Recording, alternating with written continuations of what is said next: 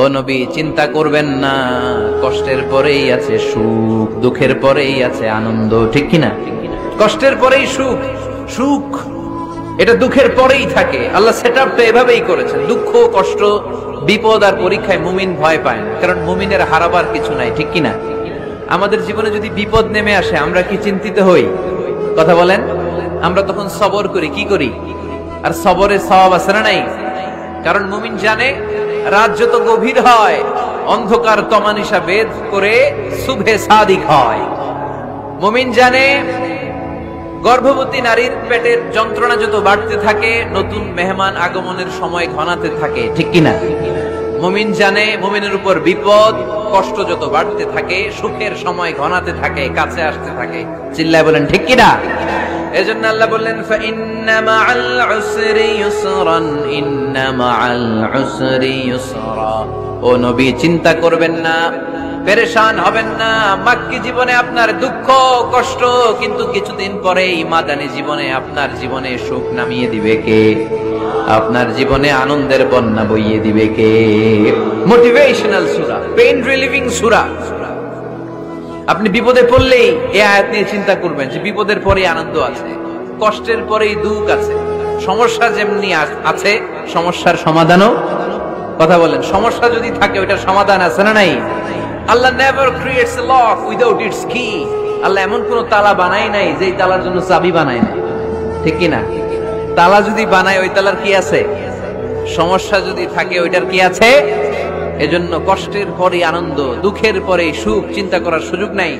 সবশেষ আল্লাহ গাইডলাইন দিলেন। প্রথম গাইডলাইন, ফাইদা ফারাগতা ফানসাব ওয়া ইলা রাব্বিকা ফারগাব। ফাইদা ফারাগতা ফানসাব।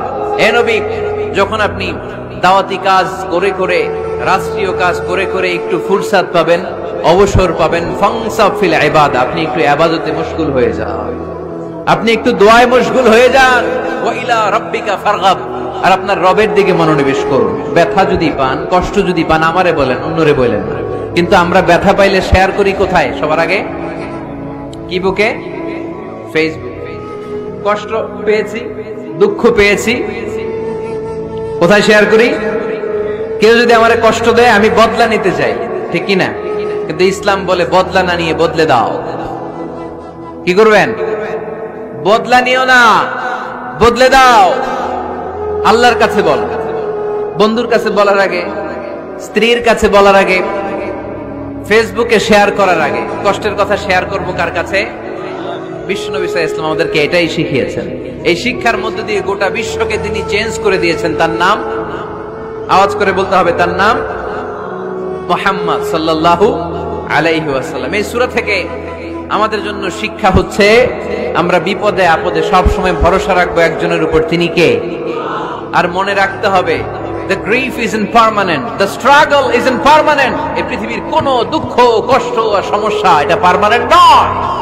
সমস্যার পরে সমাধান আছে, দুঃখের পরে আনন্দ আছে। এই বিপদ পরীক্ষাগুলো আল্লাহ তাআলা আমাদেরকে দেন আমাদের কোমরকে সোজা করার জন্য, আমাদের পায়ের নিচের মাটিকে শক্ত করার জন্য। প্রতিকূল পরিবেশে কি করে টিকে থাকতে হয় সেটা ট্রেনিং হিসেবে এই পরীক্ষাগুলো আমাদের জীবনে দেয় কে? আর ফাইদা ফারাগতা ফানসাব, ফাইদা ফারাগতা ফানসাব। ও নবী, যখনই আপনি অবসর পাবেন, অবসর সময়টা আমরা কাজে লাগাবো। রাজি আছেন তো? আমরা অনেক সময় অবসরকে কাজে লাগাই না, কিন্তু যখন খুব বেশি ব্যস্ত হয়ে পড়ি, তখন আমাদের মাথায় আসে, হায় রে, অবসর যদি কাজে লাগাইতাম, অবসরে পরীক্ষার পরে 3 মাসে যদি পড়তাম, আজকে ইউনিভার্সিটিতে চান্স পাইতাম, ঠিক কিনা? এজন্য যুবক ছেলেরা, অবসর নষ্ট করা যাবে না, এগুলোর কাজে লাগাতে হবে। আর বিপদে আপদে সবসময় ভরসা রাখতে হবে একজনের উপর, তিনি কে?